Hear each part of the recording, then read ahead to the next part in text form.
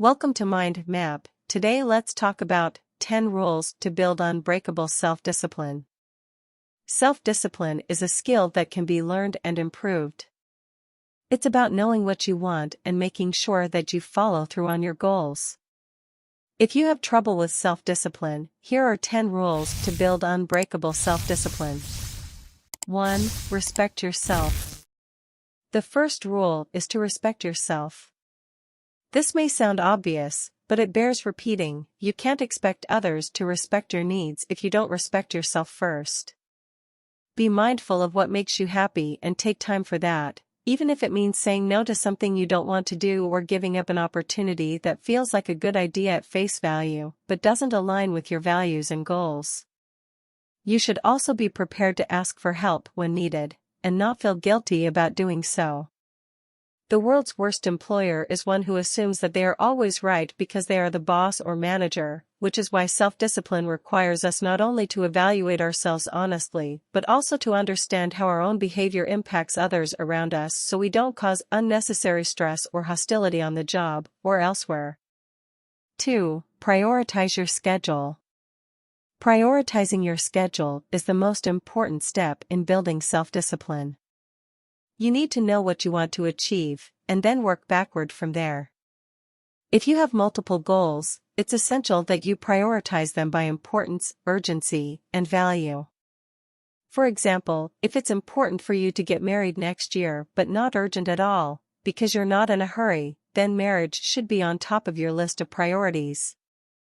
3. Start with the small stuff. What I mean by this is that you should start with something small. For example, flossing your teeth. Flossing isn't very fun, but it's also not difficult to do. It takes about 10 minutes and then you're done for the day.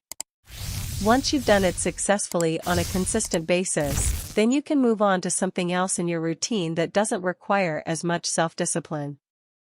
Eventually, if you keep at it long enough, you'll be able to make some major changes in your life. You'll feel good about yourself when they come to fruition, and more importantly, you'll be more likely to repeat them and continue building self-discipline because of how great it felt after the first time around. The point is, it all starts with those tiny steps, so don't let anything get in between those steps and yourself. 4. Know your values and priorities. A good way to do this is to take some time and reflect on what your values are. This might not be easy, but it's important that you know what's important to you in order for you to prioritize your life. A few questions that will help guide you on this journey. What are my most important values? What are my top priorities? How do I know what's important to me? Once we have a solid grasp of our own values, we can begin prioritizing tasks in accordance with those values. This is where self-discipline comes in handy, because knowing your priorities will help keep you from wasting time on things that aren't really worth spending time on, like scrolling through Instagram. Having a clear understanding of exactly how much time each task requires will allow us more freedom and flexibility when making decisions about how we spend our day-to-day lives, and ultimately build better self-discipline. 5. Create a plan and set goals. A plan is a sequence of actions you can take to achieve your goal, while a goal is an objective you want to achieve.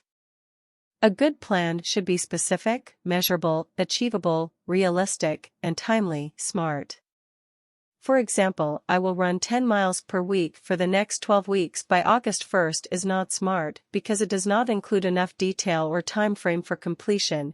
However, I will run 3 miles per day Monday through Friday starting tomorrow would be more appropriate as it includes a specific number of days and distances which are measurable, the distance, along with being achievable by any reasonable runner within their current fitness level. You don't need to run 10 miles at first if you have never done so before, realistic given your current fitness level/ability, as well as time-bound so that it can be completed in 12 weeks by August 1st. 6. Learn to say no. It's so easy to say yes when you want something, especially if it's something that will make you feel good, like free food or a free trip. But the more we say yes, the less time we have for ourselves and the things that are truly important to us. The consequences of this can be serious. Overcommitment leads to stress, which leads to burnout and exhaustion. It also steals away our creativity and our energy as individuals, and as professionals.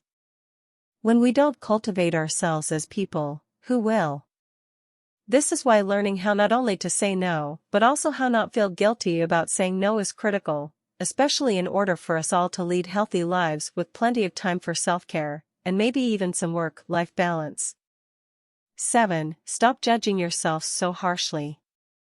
The next time you're feeling down about yourself for not sticking to your diet or exercise plan, try this: imagine someone else in your position and how they might judge you. Chances are good that they'd be nothing but supportive. When we look at our own mistakes, we tend to focus on what went wrong rather than on what went right. This can lead us to judge ourselves too harshly, and it's a habit that's hard to break once it gets started. We can't change the past, but there's plenty of room for improvement in the future. 8. Focus on your progress, not perfection. It's easy to get caught up in the process, but it's important to focus on the progress you've made. If you're striving for a certain outcome and it doesn't come through, don't allow yourself to be discouraged or think that nothing is working out as planned. Instead, remind yourself that every day you are making progress and getting closer to your goal. Focus on what you can do instead of complaining about what you can't do. You may not be able to control the actions of others, but focusing on those things in which we have some level of control helps us build self-discipline. 9. Connect with others who support you. It is important to build a supportive network of people who can help you reach your goals and keep you accountable. These are often the individuals who are most invested in your success and will provide valuable feedback, encouragement, and accountability along the way. You should always have at least one person that knows what you're up to and what you're trying to achieve. A coach or mentor would be ideal if possible, so that they can keep track of your progress and offer advice on how to stay on track when things get tough. 10. Self-discipline is important, but it's important to be kind to yourself, too. You are not perfect. You will make mistakes and you will mess things up, and that's okay as long as you learn from it. You need to be kind to yourself when you do make a mistake, because it happens to everyone, including the most successful people in the world. Be patient with yourself and give yourself time to recover from your mistakes so you can move forward instead of letting them weigh on your mind and affect your future decisions negatively. Conclusion. It is possible to build unbreakable self-discipline, but it takes time and effort. Start by setting a small goal for yourself and think about what you can do to reach that goal. For example, if you want more discipline in your life, then start with something easy, like waking up early or drinking more water.